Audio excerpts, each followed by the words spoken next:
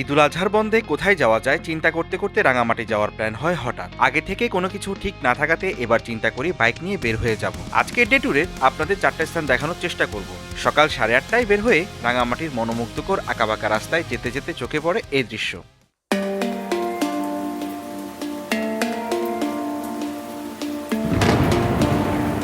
এবার রাঙামাটিতে পর্যটকের সংখ্যা আমার তুলনামূলক কম মনে হয়েছে, যার কারণে রাস্তা একদম ফাঁকা ছিল। বৃষ্টির কারণে রাস্তার এক অংশে ভূমিধস হয়, যার কারণে আইন শৃঙ্খলা রক্ষাকারী বাহিনী আমাদের অপেক্ষা করতে বলে। কিছুক্ষণ অপেক্ষা করার পরে আমরা চলে যাই আমাদের প্রথম গন্তব্য রাঙামাটির ঐতিহ্যবাহী ঝুলন্ত সেতুর উদ্দেশ্যে। বর্তমানে ঝুলন্ত সেতুর প্রবেশ ফি জনপ্রতি 30 টাকা করে। আমরা যেহেতু বাইক নিয়ে গিয়েছিলাম, বাইকের পার্কিং চার্জ নিয়েছে 30 টাকা।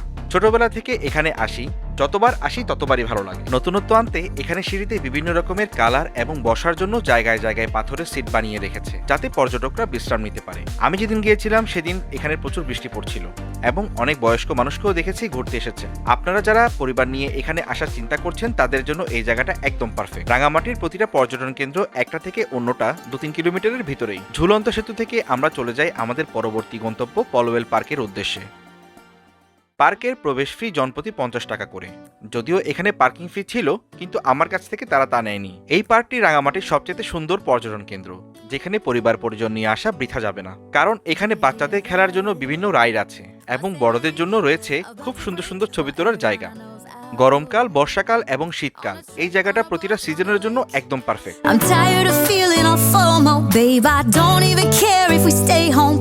পলওয়েল পার্কে যারা রাত্রি যাপন করবেন তাদের জন্য রয়েছে এখানে বিভিন্ন রকমের কটেজের ব্যবস্থা। পার্কের রেস্টুরেন্টে বসে নাস্তা করতে করতে এই দৃশ্যটা ধারণ করি। রেস্টুরেন্টের খাবারের দাম অনেক বেশি এবং সার্ভিস খুবই বাজে। এখন আছি রাঙামাটি পলওয়েল পার্কে। এখানে যতবারই আসি ততবারই ভালো লাগে। আর এখন বর্তমানে তো চলছে বর্ষাকাল, দেখতেই পাচ্ছেন পরিবেশটা কত সুন্দর হয়ে আছে, একদম সবুজ, তার উপরে ঝিরিঝিরি বৃষ্টি। ছবি তোলার জন্য অনেক সুন্দর করে বিভিন্ন পয়েন্ট সাজানো আছে। আমার বিশ্বাস রাঙামাটিতে এই জায়গায় তোলা ছবিটি আপনার সবচেয়ে পছন্দের ছবি হবে। গতবার যখন এসেছিলাম তখন এই পিছনের দোলনাটা ছিল না, এবার তারা এটা নতুন সংযোজন করেছে। জনপ্রতি 20 টাকা করে আপনি এখানে চড়তে পারবেন।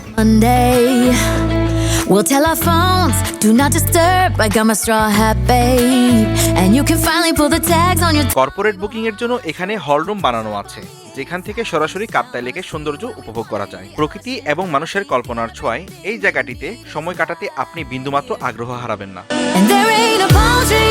দুজন মানুষের ভালোবাসার স্মৃতি ধরে রাখার জন্য রাঙামাটিবাসীর ছোট্ট প্রয়াস।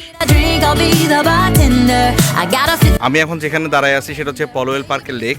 বর্ষার ভরা মৌসুমে এখানে তো আমার হাঁটা দূরের কথা, এখানে আমি নামার চিন্তা ভাবনাও করতাম না।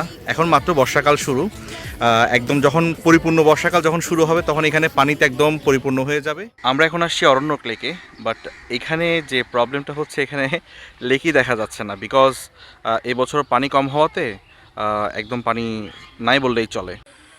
দেখেন মানুষের কত কষ্ট হচ্ছে পারতে। ওইখান থেকে বোটটা ছাড়তো আগে, পানি না থাকাতে তারা এতগুলো মানুষের কষ্ট দিচ্ছে। বলে দিত যে বোট নাই আপনারা যাইয়েন না, বা এরকম কিছু একটা আগে থেকে বন্ধ করতে ভালো হতো।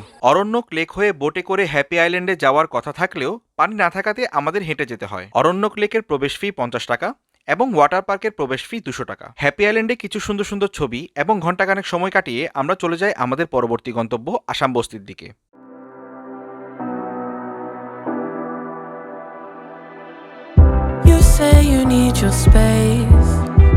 ভরা মৌসুমে এখানে পানি থাকলেও এখন কিন্তু একটা চরণ বিলে পরিণত হয়েছে। দেখতে খারাপ লাগছে না, কিন্তু এখানকার মানুষগুলো অনেক হেল্পফুল।